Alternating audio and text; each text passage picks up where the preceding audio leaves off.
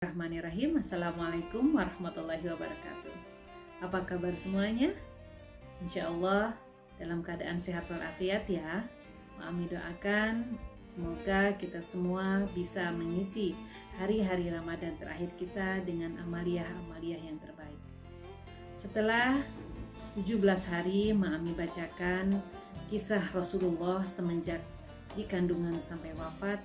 Insya Allah di hari ke-18 ini Mami akan bacakan buku yaitu Mengenal Lebih Dekat Rasulullah. Mudah-mudahan semuanya sudah menyimak di kisah 1-17.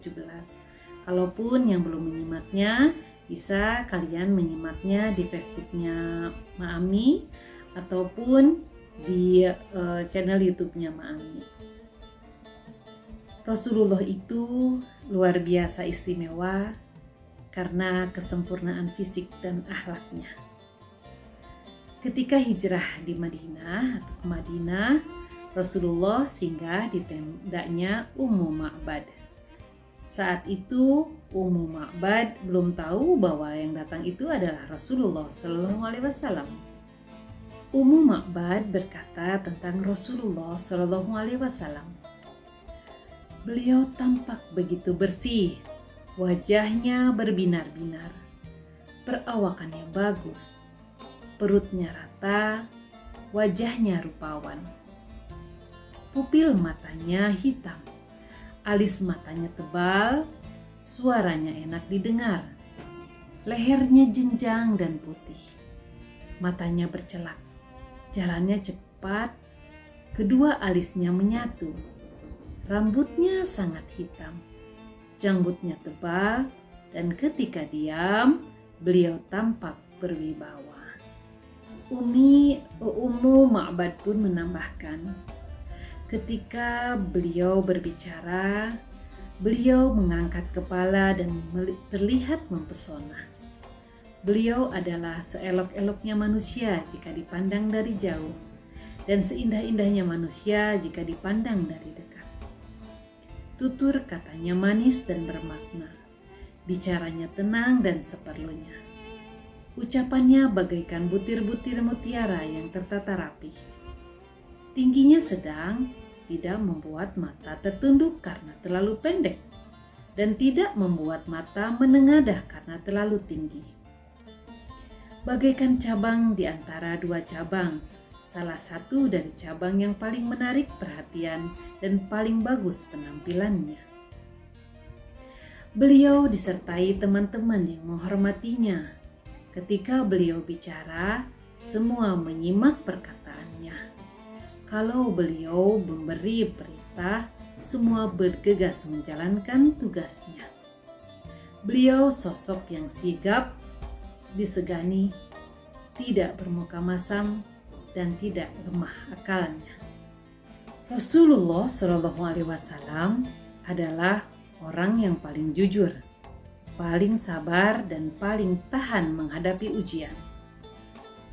Beliau adalah Al-Amin, bergelar Al-Amin atau Asy-Syadiq, Al-Amin yang jujur lagi terpercaya.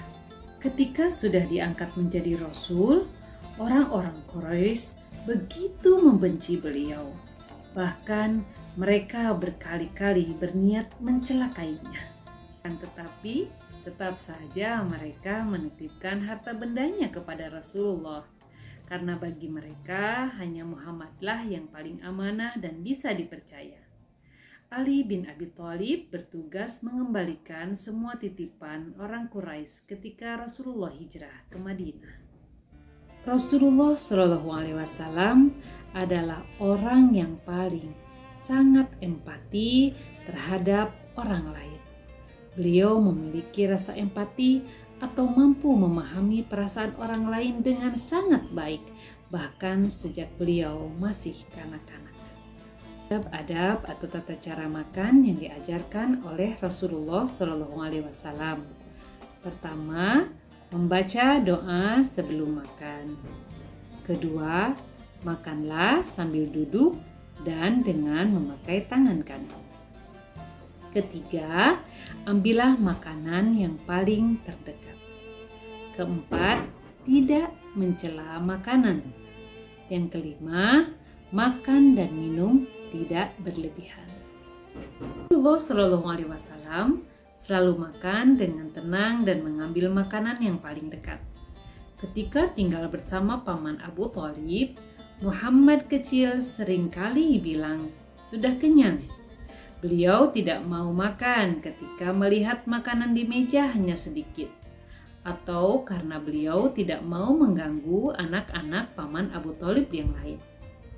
Rasulullah Shallallahu Alaihi Wasallam juga tidak suka mencela makanan apapun yang dihidangkan. Semoga kita bisa mencontoh akhlak beliau. Rasulullah Shallallahu Alaihi Wasallam paling bersih hatinya. Beliau selalu terjaga dari perbuatan dosa ataupun kesia-siaan. Beliau tidak pernah minum khamar, minuman beralkohol, tidak pernah bermain judi atau hal-hal buruk lainnya. Ketika remaja, Rasulullah Shallallahu Alaihi Wasallam pernah ingin menonton acara hiburan seperti teman-temannya yang lain. Akan tetapi, ketika beliau sampai, beliau selalu tertidur. Beliau terbangun ketika acara selesai. Beliau kemudian berjanji untuk tidak pernah melakukan perbuatan itu lagi. Siapa orang yang paling dermawan dan murah hati? Ya, dialah Rasulullah Shallallahu Alaihi Wasallam.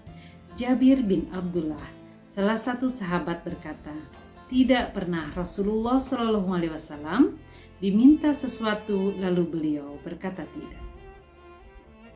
Bahkan sehari sebelum wafat, Rasulullah masih sempat memerdekakan 2 orang budak, bersedekah dengan 6 atau 7 dinar uang yang tersisa pada beliau, dan memberikan senjata-senjata beliau untuk kaum muslim. Belajarlah sopan santun seperti Rasulullah Shallallahu Alaihi Wasallam. Beliau selalu tersenyum, ramah, lemah lembut. Beliau tidak suka berteriak, mengumpat, mengutuk, dan membalas kejelekan dengan kejelekan. Jika marah, beliau hanya menampakkan raut wajah yang berbeda. Beliau sangat mudah memaafkan. Ketika beliau terluka dan gigi seri beliau patah dalam perang Uhud, beliau justru berdoa, "Ya Allah, ampunilah kaumku karena mereka tidak tahu." Beliau selalu menepati janjinya. Beliau adalah orang yang paling adil. Beliau selalu menyambung tali kekeluargaan dan paling besar belas kasihnya kepada semua manusia. Beliau mencintai orang miskin. Beliau duduk bersama mereka dan menghadiri jenazah mereka.